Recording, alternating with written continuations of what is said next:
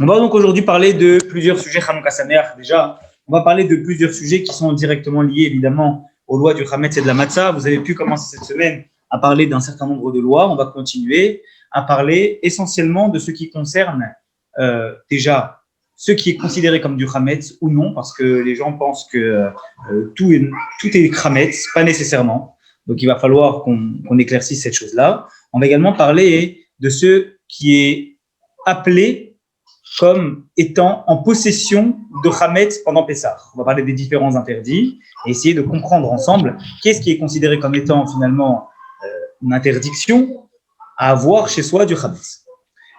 Je vous invite à commencer. On va donc faire la halakha 1 et petit à petit, on va voir ensemble.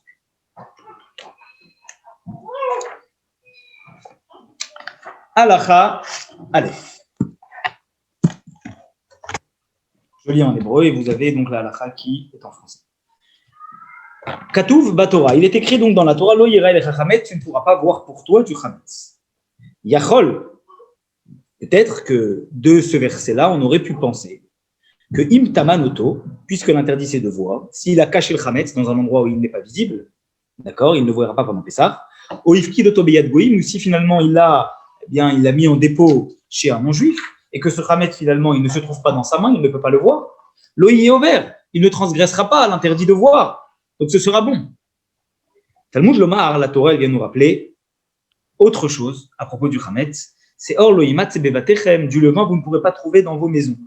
Et donc de ce passouk-là, on comprend que afil ou ifkido itmino, c'est un problème. Même si, il l'a mis en dépôt ou s'il l'a caché, c'est un problème parce qu'il se trouve dans sa maison. Yachol, deuxième possibilité. Peut-être qu'une personne, de ce verset loïmat bevatechem, il ne pourra pas le trouver dans sa maison. Il pourrait penser que l'oïe ouvert et la imken aya chametz de veto, il ne serait considéré comme ayant transgressé que s'il y a du chametz dans sa maison. Mais si ce chametz-là, bien qu'il lui appartienne, se trouve loin de sa maison, Basadé ou Beiracheret, par exemple, dans un champ ou dans une autre ville, l'oïe ouvert, il ne serait pas considéré comme transgressant l'interdit de Balirae, de voir. Talmud Lomar, la Torah vient nous apprendre autre chose à propos d'un verset pour Pessah, qu'on ne pourra pas voir du chametz, on ne pourra pas voir du levain, Bechol Gevulecha, dans toutes tes limites. Et cela vient inclure, évidemment, Bechol Reshotecha, vient inclure tout ce qui t'appartient. Donc ton champ, ou dans une autre ville, si tu as quelque chose, c'est un problème aussi d'en posséder. Yachol, troisième possibilité. Une personne aurait pu penser de ce verset, Loïmat Bebatechem, de ne pas pouvoir le trouver dans la maison. Chez Yechayav Levaer Mirshut Chametz Shel Goy, qu'il a l'obligation, d'accord, de l'éliminer du Reshut, d'accord, ce Chametz-là, de son Reshut, vers un Goy ou chez l'Ekdesh, ou peut-être même que si ce Chametz-là est consacré au temple, même s'il se trouve dans sa maison, il n'y a pas de problème. Talmud Lomar, la Torah dit l'interdit est de voir du Chametz qui t'appartient. Le tien. Aval taroé chez l'acheri, mais voir le Chametz de quelqu'un d'autre, ce n'est pas un problème. Au shel gavoa, du Chametz qui est au temple. Donc, posséder du Chametz chez soi, visible, qui appartient à quelqu'un d'autre ou qui est consacré au temple, n'est pas un problème, c'est quelque chose qui est permis. Évidemment, c'est ce que nous dit Rambam. On continue. Rambam va détailler et va expliquer. Alamad, à propos de ce qu'on a vu dans la halakha précédente, d'accord, du soupçon qu'on peut avoir de consommer du chametz qui se trouve dans sa maison.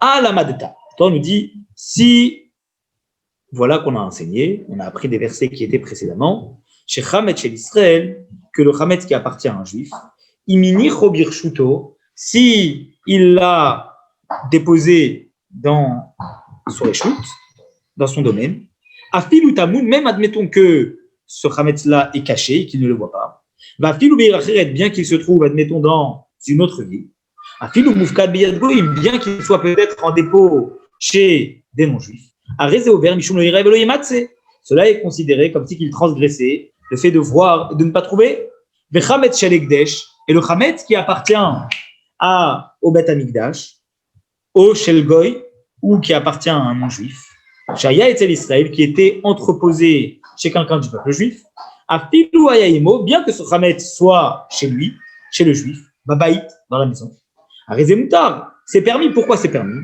Mipne, chez Inoshelo, parce que ce chametz-là, finalement, bien qu'il soit chez lui, il n'est pas à lui. Vous savez, il y avait des peuples en Israël, on leur autorisait de venir habiter en Israël dans certaines conditions. Les conditions étaient qu'ils respectent les 7 lois de Noé. Et à ce moment-là, le peuple juif devait évidemment accepter ces personnes-là en tant qu'habitants en Eretz Israël et les protéger. Alors, Rambam dit, bien que ce Hametz peut-être soit celui d'un Gertoshav, d'un habitant qui est non juif, mais qui réside en Israël. Chez Yad Israël Sholet Alav, que d'une certaine façon, le juif, il a le devoir de le protéger, mais il a aussi une emprise d'une certaine façon sur ce territoire-là dans lequel lui-même, le peuple juif, est en fait l'héberge. Donc, puisqu'il l'héberge, il a en quelque sorte une emprise sur ses biens. Donc, puisque le juif a une emprise sur les biens du Gertoshav, alors on pourrait dire que si il l'a mis dans sa maison, on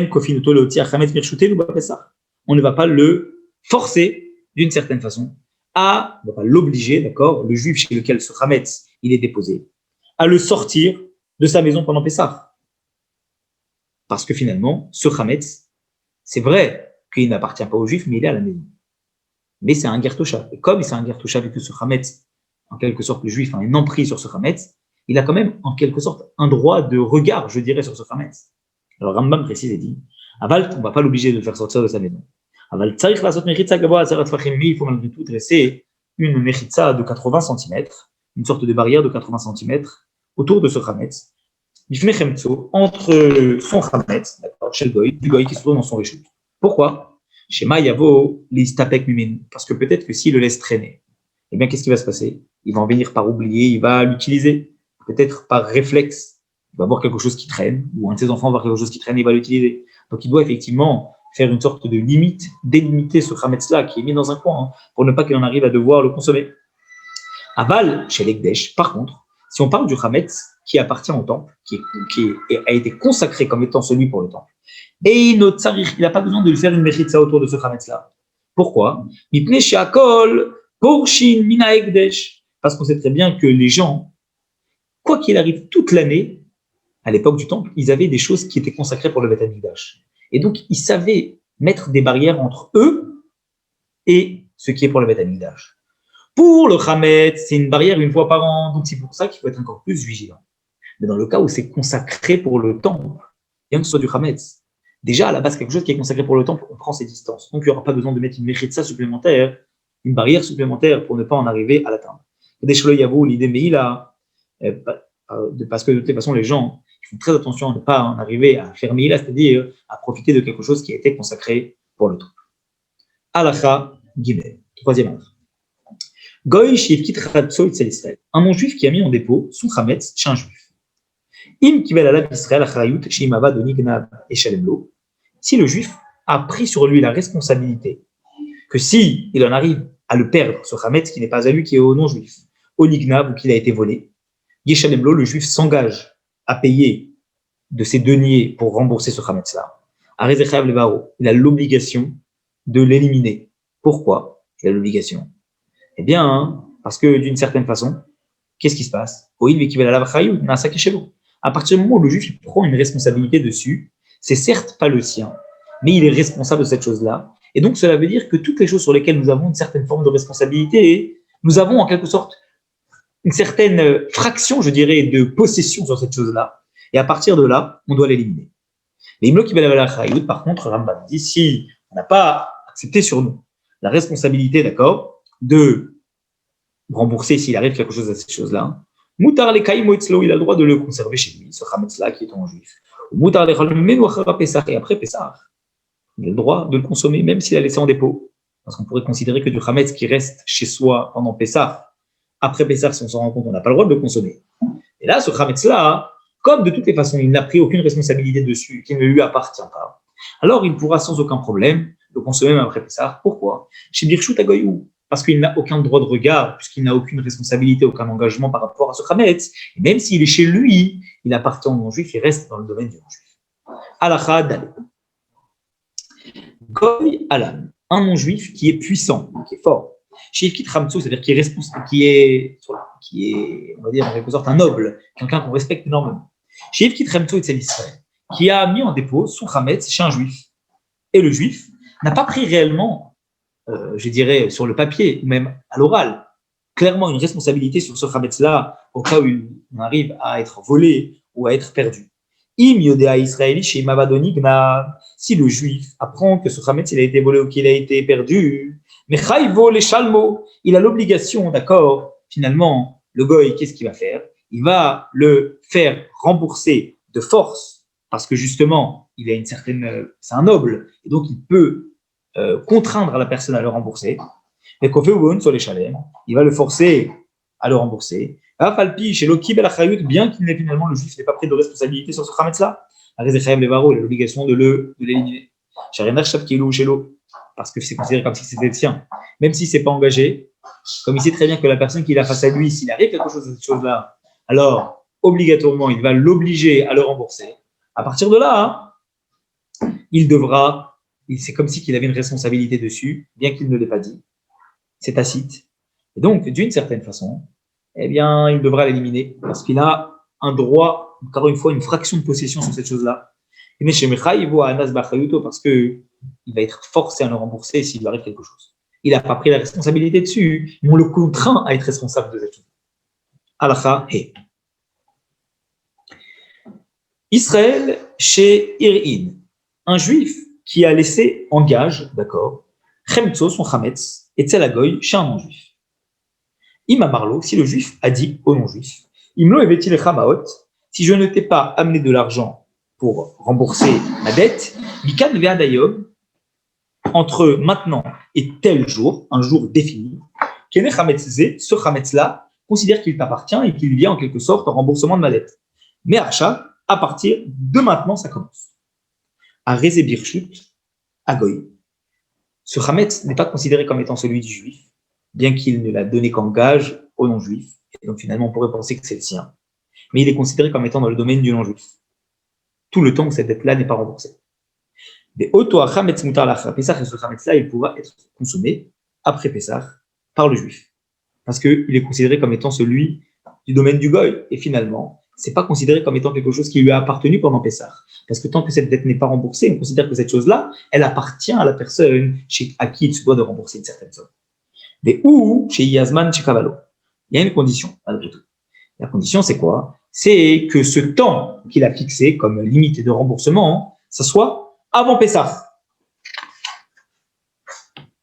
Mais Imlo Amarlo, mais évidemment, donc si le temps de remboursement c'est après Pessah, eh bien on considère que cette chose-là, elle ne pourra pas être quelque chose dans lequel il pourra profiter. Pourquoi? Parce que c'est considéré comme étant un gage qui est dans le domaine du peuple juif. Mais Imlo Amarlo, si par contre il ne lui a rien dit, le juif, d'accord, il lui a pas dit Kene Marshab, il lui a pas dit acquiert ce Chametz à partir d'aujourd'hui. Son intention c'était finalement qu'il acquiert le Chametz, pas à partir d'aujourd'hui, mais à partir du moment où, eh bien, la dette arrive à échéance et qu'il se doit de la rembourser. S'il ne l'a pas encore remboursé, ce Chametz devient à l'autre personne. Nimtsaoto Chametz Keilou Pikadon et Tselgoy, ce Chametz est considéré comme étant en gage chez le non-juif.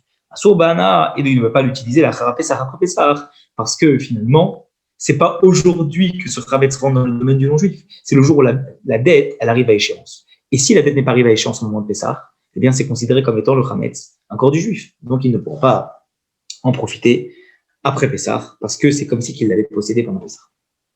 Alacha, Israël et Goy Shayu Baïl Besfina. Imaginons un juif et un non-juif qui étaient dans un bateau. Erev Pessah, avant que Pessah commence. Vaya Chametz Viad Israël. Et il y avait du Chametz qui appartenait aux Juifs. Veigi Asha Chamishit. C'est arrivé le moment de la 5e heure. Alors, la 5e heure, c'est quoi? C'est la dernière heure où on peut profiter du Chametz, on peut encore en posséder, bien qu'on n'a plus le droit déjà d'en consommer. Il y a toujours une différence entre l'heure de consommation et l'heure de possession. Alors, la 5e heure, c'est l'heure où on peut encore en posséder, mais on n'a déjà plus le droit d'en consommer. Arezemor Cholegoy, s'il a du Chametz et qu'il est sur le bateau avec le non-juif, qu'est-ce qu'il fait de ce Chametz-là? Il le vend au non-juif, au Notnolobe Matana, où il peut lui donner. Et c'est comme ça qu'il se préserve de transgresser l'interdit de Baliraï, de voir du Chametz. Les Choser Belokro, il va revenir, et il va le réacquérir, mais nous, Achra Pessah, du non-juif, après Pessah. Comme on fait ce que, finalement, nous, c'est pas sur un bateau, mais c'est comme ça qu'on fait. On le vend, et on l'acquiert de nouveau après Pessah. À condition, s'il lui donne un cadeau, que ce soit un vrai cadeau, c'est pas juste dans sa tête une ruse. Vraiment, il considère qu'il lui donne. Pour dire que finalement, cette vente, quand nous sommes en train de faire sur le Khametz, c'est pas juste une vente symbolique, c'est une vente où, a priori, une personne a le droit de venir prendre ce Khametz-là. Parce que c'est quelque chose qui est dans son domaine, c'est à lui. Pour qu'on soit réellement considéré comme de ne pas transgresser l'interdit de Balirai et Bali Matse. Alacha Zayn. Omer Israël Legoy. Un juif dit à un non-juif, si par exemple un non-juif est intéressé, d'accord, d'acquérir un peu de Chametz avant la 5e heure, Hachiata Lokar de Mané, il lui dit, au lieu d'acheter un mané, au lieu d'acheter une certaine quantité qui représente un mané de Chametz, tu sais quoi? Achète pour 2 manés ce Chametz. Autrement dit, je te donne une quantité plus importante pour la même somme. De même, on peut lui dire aussi une autre chose. Achata lokach migoy. Tu sais quoi? Au lieu d'acheter du Chametz à un non-juif, tu sais ce que tu vas faire? Eh bien, chez Maït Tarer, peut-être que je vais avoir besoin de Chametz après Pessah, avec Chara Pessah, et je le reprendrai après Pessah, à un prix, d'accord, au prix que ce que je t'ai vendu, je le reprendrai à un prix plus cher que celui duquel tu m'as acheté. Ça veut dire que finalement, au lieu d'acheter du Chametz à un non-juif, il lui dit, tu sais ce qu'on va faire? Eh bien, achète ce Chametz, qui est à moi, le mien, et après Pessah, je te le rachèterai, peut-être plus cher que ce que tu aurais pu le vendre à quelqu'un d'autre. Donc, il crée une relation finalement d'affaires avec la personne. Avalim lo, alors, avalim lo im korlo. Ça, il peut faire. Mais par contre, lo im korlo, il n'a pas le droit de lui vendre. Et lo iten lo, il ne pourra pas lui donner ce Chametz, al tnaï, en fixant la condition que cette vente ou ce cadeau qu'il va lui donner repose sur une condition suspensive. Autrement dit, on a le droit de donner quelque chose à quelqu'un en disant que peut-être après, peut-être, on va lui racheter. Peut-être qu'après, eh bien, il pourra le reprendre à un prix plus élevé. Peut-être qu'il aura une quantité supplémentaire. Ça marche. Mais on n'a en aucun cas le droit de fixer une vente et une condition reposant sur une condition suspensive. Ça veut dire en disant que la vente ou le don repose sur quelque chose qui doit s'appliquer. Pourquoi? Eh bien, parce que si cette condition suspensive, elle ne s'applique pas, qu'est-ce qui se passe? Eh bien, automatiquement, la vente ou le don, il tombe à l'eau. Et en plein milieu de Pessah, on peut se retrouver, si cette condition, elle ne s'applique pas, comme étant rétroactivement ayant possédé quelque chose pendant Pessah. Et donc ça marche pas. C'est considéré comme si qu'il avait transgressé le fait de posséder et le fait également de voir du Chametz à Pessah. Donc, on a le droit de dire un peut-être, mais on n'a pas le droit de fixer une condition suspensive, parce que rétroactivement, on peut être considéré comme étant propriétaire de ce Chametz pendant Pessah. Halacha 8. Ta'arovet, un mélange qui contient du Chametz, c'est-à-dire qu'il y a un mélange entre des choses qui sont Chametz et des choses qui ne sont pas Chametz, ensemble. Ovrin alea mishum balire ou balimatse, s'il y a du Chametz à l'intérieur, on transgresse balire ou balimatse, interdit de Pessah. Kegon, le Rambam, il donne ici différents exemples. Il dit, par exemple, à Mourias. Mourias, c'est de la saumure. Et Koutar Abavli. Et Koutar Abavli, c'est une sauce, comme dit la traduction, vous le voyez, qui est faite à base de petits laits, des croûtons de pain et du sel, qui se faisait en Babylonie. Et dedans, il y avait effectivement des croûtons de pain. Les Shechar Amadi, et de l'alcool qui vient de Med, de Madaï, de Perse. Chez aussi Notomida Kemach. Comment on faisait cet alcool-là? Avec de la farine qui était laissée dans l'eau. Et toutes ces choses-là où il y a un mélange entre du Chametz et d'autres choses. Si ces choses sont aptes à être consommées, alors à ce moment-là, on est considéré comme transgressant. Mais une chose qui contient du Chametz, mais qui n'est pas apte à être consommée, c'est-à-dire quelque chose qui n'est pas apte, pas simplement apte à être consommé par un être humain, mais la condition c'est apte à être consommé par un chien. Arez et moutar, les kaimo be Pessah, on a tout à fait le droit d'en posséder à Pessah. C'est finalement la finesse de la chose où il y a des gens qui pensent que avoir du parfum où il y a de l'alcool à l'intérieur pendant Pessah, eh bien c'est quelque chose qui est chametz, et on doit soit le jeter, soit le vendre à un non-juif. Alors, regardez, c'est clairement marqué, c'est la halakha. Quelque chose qui n'est pas raoui l'achilat kelev, quelque chose qui ne peut pas être consommé par un chien, même si ça contient du chametz à l'intérieur, ça ne s'appelle pas du chametz, on ne transgresse rien. Et donc, on a le droit de posséder un parfum, par exemple, pendant Pessah, ou du shampoing, pendant Pessah, où il y a effectivement des choses qui sont chametz. Parce que même s'il y a un mélange de chametz à l'intérieur, c'est pas peut-être consommé par un chien, donc ce n'est pas considéré comme nous faisant transgresser cela. Halacha tête. Keitzad. Comment ce cas s'applique-t-il? Arevat Avden. Prenez par exemple la cuve des tanneurs. Vous savez, ceux qui tannent la peau. Chez Natal Letoucha qui est marbeorot. À l'intérieur, on a mis de la farine et on a mis des peaux pour les travailler. Parce qu'on travaillait justement la farine avec les peaux. Et donc finalement, qu'est-ce qui s'est passé? Cette farine-là, elle s'est mélangée avec les peaux qui sont à l'intérieur de cette cuve. Afilu netanosha achat. Même si on les a mis 1 heure, kodem sheatabiou, avant l'heure où on a l'obligation d'éliminer le chametz, la fin de la 5e heure, areze mutar le kaimo, on a le droit de le conserver à Pessah. Pourquoi? Il y a du chametz, il y a de la poudre, il y a de la farine qui s'est mélangée avec des peaux. Comment on peut conserver ça? Parce qu'en fait, sur cette farine-là, peut-être qu'à la base, oui, elle n'est pas apte à être... on n'a pas le droit de la consommer parce que c'est du chametz. À partir du moment où c'est sur des peaux, ça devient une seule et même chose avec la peau. Et personne ne mange de la peau, cette peau en tout cas qui est tatanée, ni les chiens, ni personne. Donc, cette farine devient la peau, et à ce moment-là, c'est plus un problème, puisque ça ne s'appelle plus du chametz.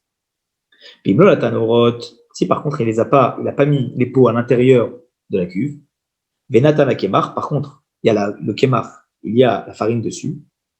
Si kodem shoshayamim lisharamio, si on considère que cette farine-là, elle était avant 3 jours avant l'heure, donc 72 heures, 72 heures, avant l'heure d'éliminer, Moutar les kaimo, on peut le conserver. Pourquoi? Charenif Bevich, parce qu'on considère que cette farine-là n'est plus de la farine. Autrement dit, de la farine qui est restée en plein air plus de 72 heures, cette farine-là qui est étalée sur une surface, eh bien on considère que si elle est restée en plein air, elle devient moisie et elle ne peut même plus être consommée. Puisqu'elle ne peut plus être consommée, ça ne s'appelle plus du chametz. Torche au Sheyemim, si par contre on a encore dans les 72 heures, 72 heures, Chayev Levaer a l'obligation de l'éliminer parce que on considère que de la farine qui reste dehors, comme ça à l'air, moins de 72 heures, elle est encore considérée comme étant comestible et donc ça pose problème. Al Chayid. Lechem Akilor, le collyre, vous savez, une sorte de médicament.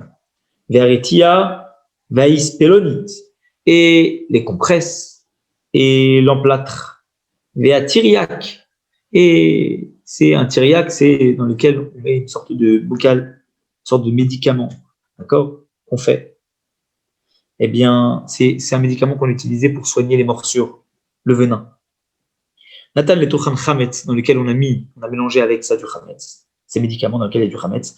Moutar le Kaiman de Pessah, on peut les conserver à Pessah. Charé, Nifseda Tsurat Chametz, parce que le Chametz est miné. On ne peut pas le consommer. Les médicaments, il y a du Chametz. C'est un cas grave, mais on ne va pas rentrer dans ça. On avait déjà parlé dans les lois, vous savez, de Kiddush Hashem, la sanctification du nom de Dieu.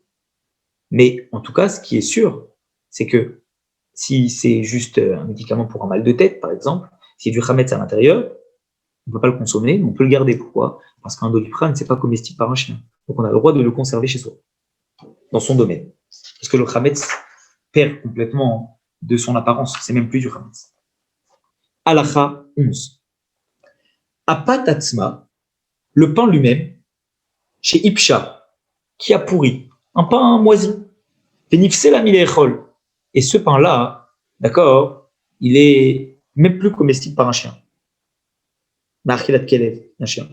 Ou melougma, ou un médicament qui est fait avec du chametz. Chez Nisrecha, qui est devenu quelque chose qui ne peut pas être comestible par un chien. Et une autre il n'y a pas besoin de l'éliminer. Begadim, des vêtements, dit ici Rambam. Chez Kipsuotan Bechelef Chita, qu'on a lavé avec de l'amidon de blé.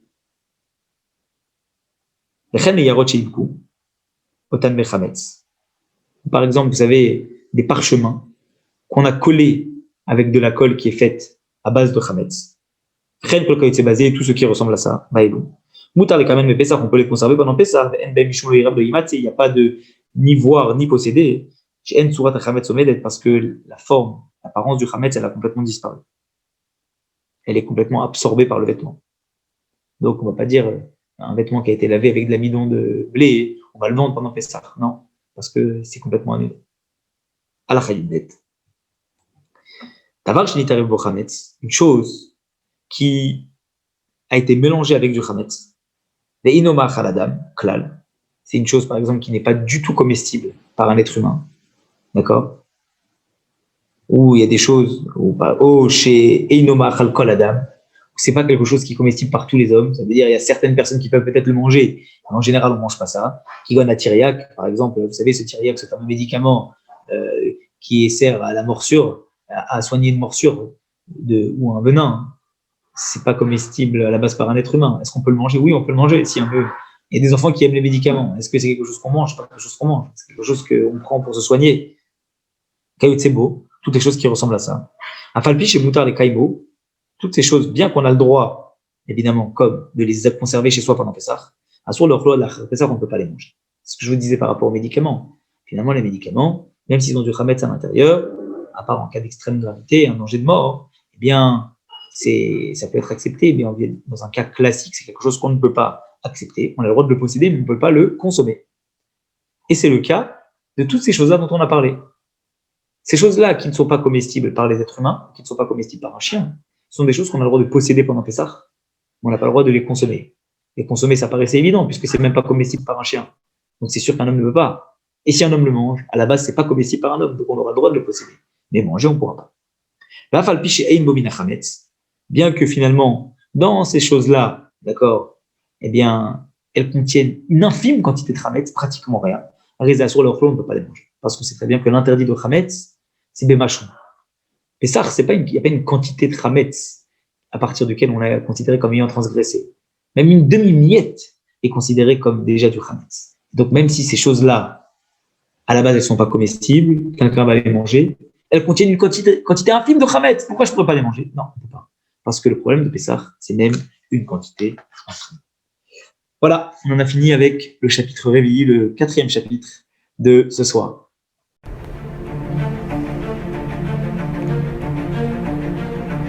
Et si connaître toute la Torah était possible, plongez-vous dans les joyaux de la Torah. Étude du Rambam, le Maïmonide, cours de qualité par des rabbins francophones aux 4 coins du globe. Un chapitre chaque jour, à raison de 20 minutes, pour finir en moins de 3 ans l'apprentissage de la Torah. Relevez le challenge, tous les soirs en direct à 20h30 ou 21h30 heure israélienne. Nos cours sont accessibles à tout moment, YouTube, Facebook et sur notre site torah24.com.